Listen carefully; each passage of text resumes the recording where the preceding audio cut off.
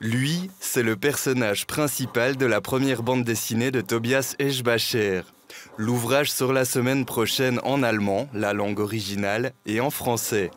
Si le bonhomme est croqué en 2 temps 3 mouvements par l'auteur, c'est évidemment parce que l'un et l'autre ne se sont pas quittés pendant une longue période. Ça fait 6 ans que je travaille dessus et je me réjouis qu'elle arrive enfin dans les magasins après tout ce temps. Je suis tendu de savoir comment les gens vont réagir, comment ils vont trouver l'histoire, comment ils vont trouver le livre.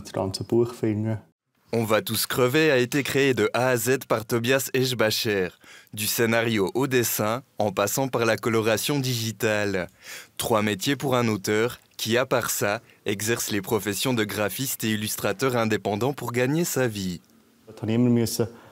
Là, j'ai toujours dû peser le pour et le contre, choisir d'accepter les mandats des clients et prendre le risque ou non qu'ils ne reviennent pas pour travailler sur le livre.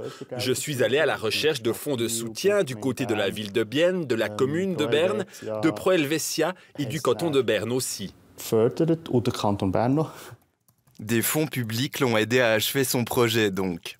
Tiré à 5000 exemplaires et paru aux éditions Helvétique, On va tous crever raconte l'histoire de 3 gangsters qui tentent de récupérer un bien volé dans une maison habitée essentiellement par des petites frappes et des tordus. À part le lieu de l'intrigue, ils partagent leurs conditions mortelles. Cyclique, le script évoque Quentin Tarantino, du vice, de l'humour noir et beaucoup de victimes. Ce qui m'a fasciné, c'est la rencontre entre différents groupes de personnes et j'aime beaucoup la culture hip-hop et les films de gangsters. Ça m'a toujours intéressé. Je lis aussi beaucoup de BD et j'ai remarqué que ce monde n'était pas forcément très présent dans les BD.